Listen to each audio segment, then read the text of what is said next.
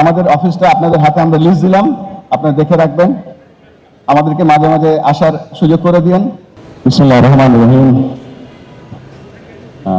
BSP এর সভাপতি এবং সেক্রেটারি,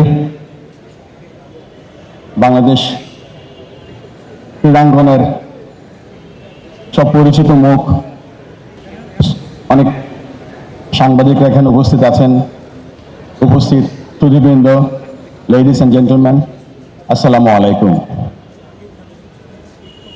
আজকে যেখানে দাঁড়িয়ে কথা বলছি তার আগে ধন্যবাদ দিয়ে নিচ্ছি বিএসপি কে আমাদেরকে এখানে ডেকে সম্মানিত করার জন্য। যেই জায়গাটায় দাঁড়িয়ে কথা বলছি, আমি যখন স্কুলে পড়তাম তখন হেঁটে হেঁটে এই রাস্তা দিয়ে প্রত্যেক দিন যেতাম আমাদের ক্রিকেট বোর্ডে হয়তো খেলতে বা কোনো স্কুল ক্যাম্পে জয়েন করতে। যাওয়ার পথে প্রথমেই পড়তো ক্রীড়া লেখক সমিতির অফিসটা, তারপরে ছিল আমাদের ক্রিকেট বোর্ডের অফিসটা। তো যখন দেখছিলাম যে বিএসপি হচ্ছে আমাদের ক্রীড়া লেখক সমিতি, যে ক্রীড়া লেখক সমিতি 1992 সালে আমাকে প্রথম স্বীকৃতি দিয়েছিল যে আমি একজন ভালো ক্রিকেটার হিসেবে বর্ষসেরা ক্রীড়াবিদ হয়েছিলাম। তারপরে তো বিএসপি এর বা তৎকালীন বাংলাদেশ ক্রীড়া লেখক সমিতিকে অনেক ধন্যবাদ জানাই। সেই সময়ে আমাকে এবং ক্রীড়াঙ্গনকে যেভাবে পুরস্কৃত করা শুরু করেছিলেন, যে স্পিরিটটা দিয়েছিলেন, সেটা আমাদের এই এগিয়ে যাওয়ার পথে এগিয়ে যাওয়ার জন্য সাহায্য করেছে।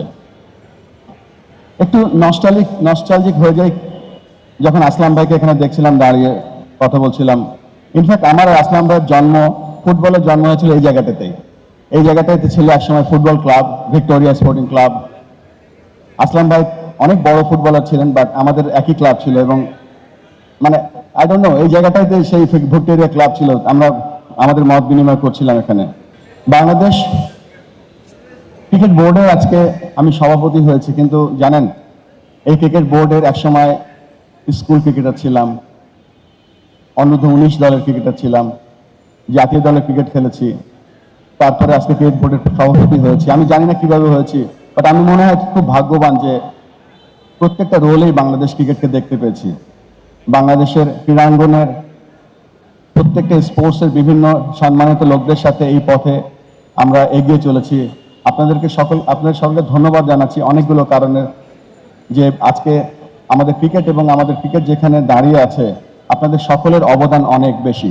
বসে বসে আলাপ করছিলাম তাবিদ ভাইয়ের সাথে যে আমরা যদি তাকিয়ে দেখি আমাদের অলিম্পিক স্পোর্টস, মাল্টি স্পোর্টসগুলো, যেখানে অন্য ডিসিপ্লিনে অন্য যে সংস্থাগুলো খেলে, সেখানে কিন্তু আমাদের অত বড় সাফল্য নেই। আমরা যদি সকলে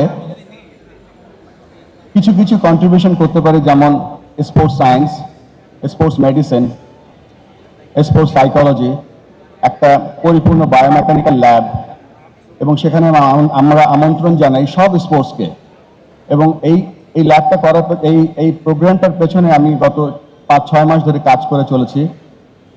পিএসপি সহ যারা আমাদের এই সংবাদগুলো প্রচার করেন, তাদের সাহায্য নিয়ে আমরা সব স্পোর্টস ফেডারেশনগুলো মিলে আমরা যদি এরকম একটা স্পোর্টস সেন্টার বা সায়েন্স এবং এডুকেশন সেন্টার তৈরি করতে পারি, তাহলে মনে হয় আমাদের সকলে লাভবান হব। আমি কথা দিচ্ছি যে বাংলাদেশ ক্রিকেট বোর্ড এবং আমাদের যে কানেকশনগুলো আছে, আমরা সেগুলো পরিপূর্ণভাবে ব্যবহার করব এবং শুধু ফুটবল ক্রিকেট না, সব স্পোর্টসকেই আমরা সাহায্য করবো ইনশাআল্লাহ। কিন্তু ফয়সাল দিদুমের বলছিল যে আমাকে দেখে টেন্স লাগছে যে আমাদের একটা গুরুত্বপূর্ণ বোর্ড মিটিং আছে আর 1 ঘন্টা পরে। কিন্তু কিছু কথা বলতেই হচ্ছে যে বেশ কিছু দারুণ সিচুয়েশনের মধ্যে আমরা এখন আছি। বাংলাদেশ ক্রিকেট নিয়ে, বাংলাদেশ স্পোর্টস নিয়ে আমরা খেলা মাঠে আনতে চাই। এই খেলা মাঠে আনার জন্য আমরা 9 এবং 10 নভেম্বর বাংলাদেশ ক্রিকেট কনফারেন্স করতে যাচ্ছি। বাংলাদেশের যে 64টা জেলা আছে, 64টা জেলার সকলকে সম্পৃক্ত করছি এবং এই অনুষ্ঠানে আপনাদের সকলকে আগাম আমন্ত্রণ জানাচ্ছি এবং আমাদের জন্য দোয়া করবেন যেন আমরা এই সম্মেলনটা সফল করতে পারি। এই সম্মেলনের মাধ্যমে আমরা একটা যোগসূত্র তৈরি করতে চাই বাংলাদেশের প্রত্যেকটা উপজেলায়, প্রত্যেকটা গ্রামে, প্রত্যেকটা পাড়ায়, প্রত্যেকটা মহল্লায়।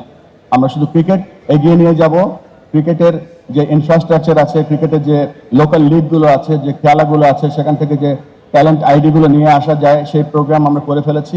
আমাদের জন্য দোয়া করবেন। আর আজকে আবারও বলছি যে আমাদের অফিসটা হয়তো আপনারা ব্যবহার করছেন, যেটা আমাদের আগের অফিস ছিল ক্রিকেট বোর্ডের, যেখানে আমাদের ক্রিকেটের জন্ম হয়েছিল।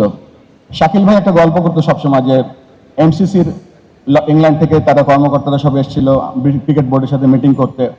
শাকিল ভাই ছিল সেখানে, তৎকালীন সাধারণ সম্পাদক ছিলেন আশরাফুল ভাই, রইস ভাইরা।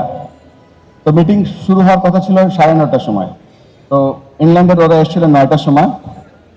এসে দেখে আমাদের এত জীর্ণ অবস্থা ছিল যে একটা রুমে পার্টিশন করে 2টা রুম করা ছিল, এবং একটা রুম থেকে আরেকটা রুমের যে হার্ডবোর্ড ছিল সেটা ছিল এক ভাঙা।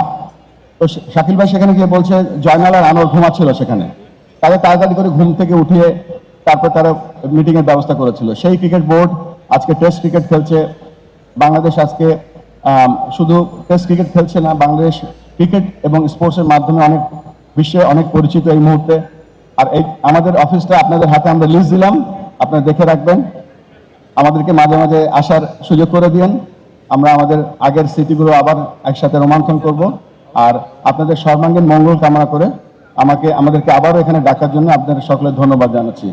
Let's have a great journey between cricket, sports and BSPA. Thank you.